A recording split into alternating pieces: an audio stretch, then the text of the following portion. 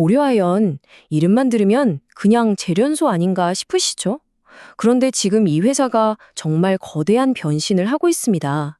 오늘은 대한민국 비철금속 산업의 심장, 고려아연의 최신 실적을 통해 이 회사의 현재와 미래를 속속들이 파헤쳐 보겠습니다. 자, 그럼 이 전통의 강자가 대체 미래를 어떻게 바꾸려고 하는 걸까요? 그냥 하던 거 잘하면 되는 거 아닌가 싶을 수도 있지만 지금 상황이 그리 녹록치가 않습니다. 과연 이 거인이 지금의 파도를 어떻게 넘고 또 어떤 미래를 그려나가고 있는지 지금부터 집중적으로 살펴보겠습니다.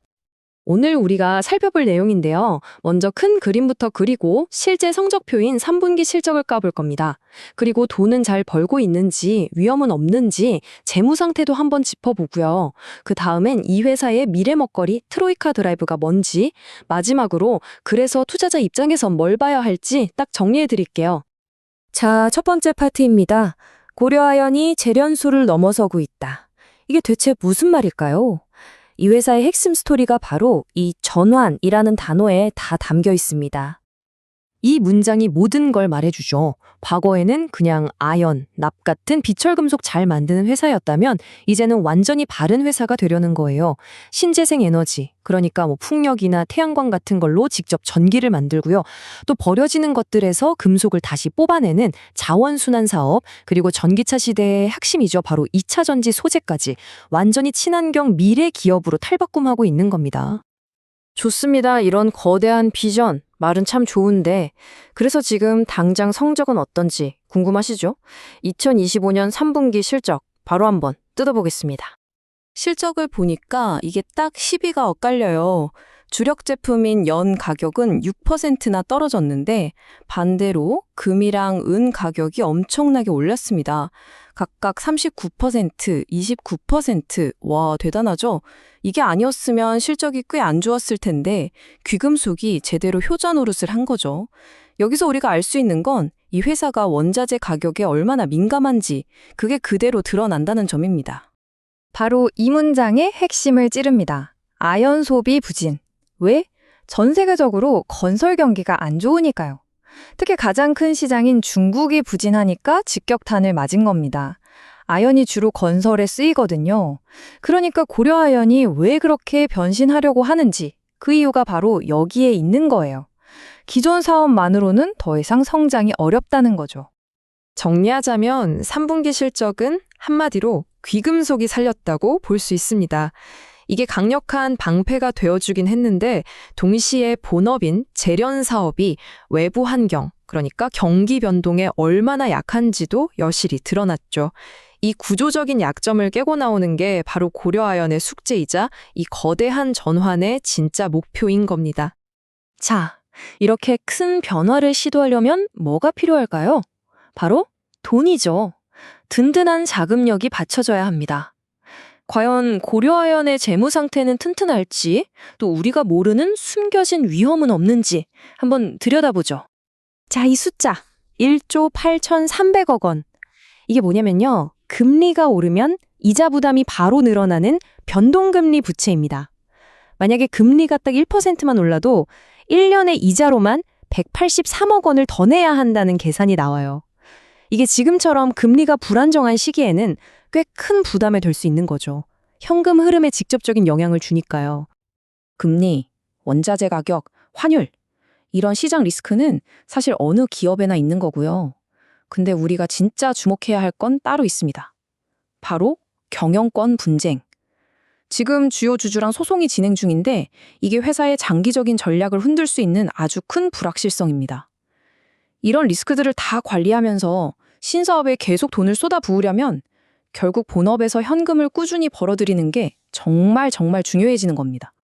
자, 지금까지는 현재 상황과 리스크를 봤다면 이제부터는 진짜 재미있는 부분입니다. 고려아연이 그리는 미래. 바로 미래의 성장 엔진 트로이카 드라이브입니다. 이름이 좀 거창하죠? 트로이카. 세 마리 말이 끄는 마차라는 뜻인데 말 그대로 세 개의 성장축을 말합니다. 신재생 에너지랑 수소, 그리고 자원순환, 마지막으로 2차 전지 소재. 이 세 가지가 따로 노는 게 아니라 서로 톱니바퀴처럼 맞물려서 돌아가는 구조예요.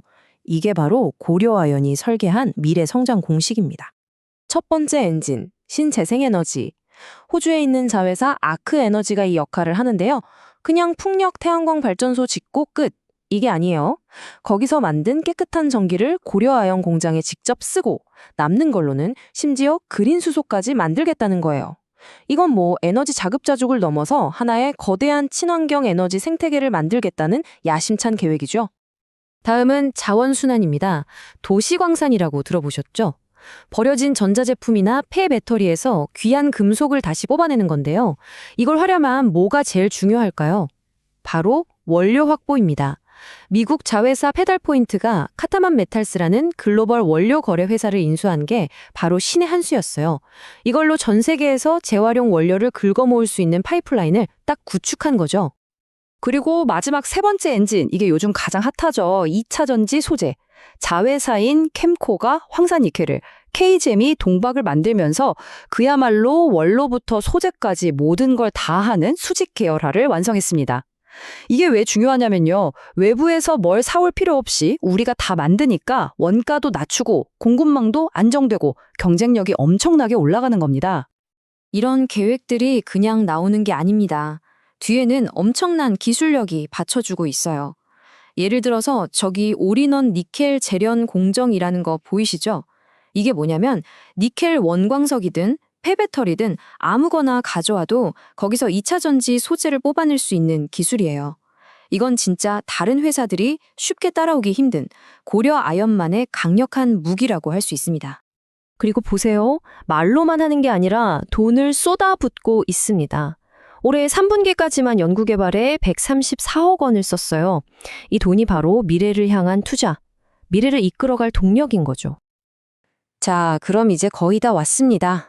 이 모든 걸 종합해서 투자자 입장에서 딱 봐야 할 핵심 포인트들만 정리해 보겠습니다.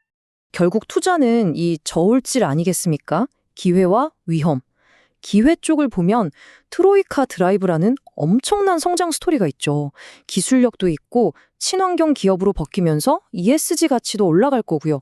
반면에 위험 쪽을 보면 여전히 본업인 재련 사업은 경기를 많이 타고 금리가 오르면 이자 부담도 늘어나죠. 그리고 아까 말씀드린 경영권 분쟁 리스크도 무시할 수 없고요. 이 양쪽을 냉정하게 비교하고 판단해야 하는 겁니다. 이 문장이 고려아연의 최종 목표를 아주 잘 보여줍니다. 자회사 KGM의 비전인데 그냥 최고의 동박을 만드는 회사가 아니에요. 세계 최고의 친환경 동박을 가장 안정적으로 공급하는 기업. 친환경과 안정성, 이 두 단어가 바로 미래 시장의 핵심 키워드거든요. 고려아연, 재련소라는 아주 단단한 과거 위에 미래라는 거대한 그림을 그리고 있습니다. 퍼즐 조각들은 이제 거의 다 맞춰진 것 같아요. 자, 이제 남은 질문은 딱 하나입니다. 이 거대한 전환, 과연 성공적인 투자로 완성될 수 있을까요?